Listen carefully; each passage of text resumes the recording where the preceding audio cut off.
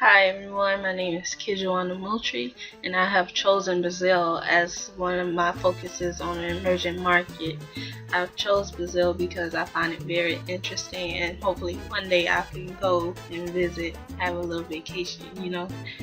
Um, Brazil is located in South America. It is the largest country in South America, and also is the seventh largest emerging market, which is it's there, but they got to do a lot of improvement to get to the top spot. Um, it is part of BRIC, which it stands for Brazil, Russia, India, and China. Brazil gained their independence in 1822 and was under a monarchy system until 1888. Also, slavery was abolished during that time, and now today is a very democratic state. Well, country, not state. The population is over 204 million people, and the languages includes Portuguese, English, and you might find a little Spanish in there. And you have white, black, mixed people, Asians. You can find everybody there because of immigration and everyone going towards Brazil to work. You'll have religions like Roman Catholic, which takes up 64% of the country. Then you have Christianity, Protestant. Then you have other forms of Catholics and Christianity, and also other forms of Protestants too. They also had an issue where fertility has declined, and it caused the population to not grow as much. Because of this, the upcoming working ages has lowered, and it was a large amount of working ages during that time. The government did not focus on human capital at all and strengthening the environment, but they focus on programs to help build the poverty, as like pensions for the elderly to bump them from out the poverty level to strengthen their middle class. There are cons in their economy, sadly, but everyone has bad sides. The currency is the real, and it's very expensive. If you try to vacation there, you'll look at the US dollars and be like, whoa, why is it so expensive? I'm like, girl, yes. 1 real is equals to 28 cents in US dollars. That's how much of a difference. Like, if you convert, it's ridiculous how expensive they are. And then you have your income inequality, and women are victims of this, and it's unfortunate that women always have to be targeted like this in countries like this. But women mostly work at low income jobs, and teachers and nurses get the lowest pay. Crime is also an issue, a very huge issue. It's the highest level in the world, as with murder and attempted murder. 25.2 out of 100,000 people are either murdered or attempted to be murdered.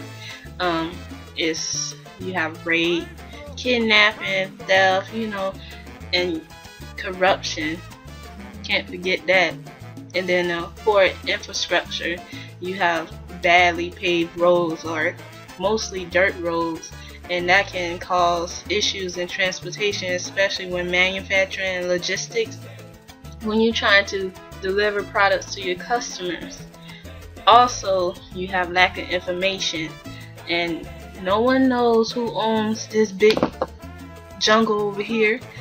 No one knows who owns this tree trunk right here. That's how bad it is. with not knowing who owns what land, and that can cause issues for businesses who's trying to buy land in this country. Now there are pros. Um, as you know, this is an emerging market, and they still trying to get their stuff together, But they do have natural gases, which is great for a country who's trying to have a, a growing economy. They have natural gas, fresh water. They also have minerals. They have programs, study abroad programs, and people can come from different countries and use their skills within the labor force and most likely teach other people, or the people of Brazil can teach people from other countries too, and they could probably use their skills to come back to Brazil and open like a business exchange with the country. Now I will read this out to you. Since 2003, Brazil has steadily improved its macroeconomic stability, building up foreign reserves and reducing its debt profile by shifting its debt burden towards real-dominated and domestically held instruments. Since 2008, Brazil became a net internal accreditor, and all three of the major ratings agencies awarded investment grade status to its debt.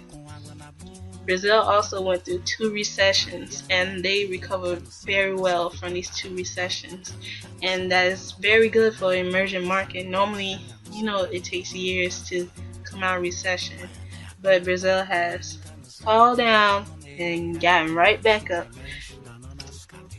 which is very good for an emerging market. Now the government, even though it's a democratic country, the government still has control in the economy in some way. They mostly look over at power, energy, and telecommunications, so that includes phone, internet, things like that. They also have put limitations on the country, and that can cause the country from not developing further. For instance, like as I researched, they cannot bring in used cars and used clothing into the country, and foreign investors cannot buy agricultural land because it's restricted. The government would not allow it, so it's not much freedom in the marketplace, or just the market period. Now, should you do business in Brazil? I'm kind of neutral about that. Well, for me, I'll probably do business in Brazil because they also have textile, but if you do, you have to do your research.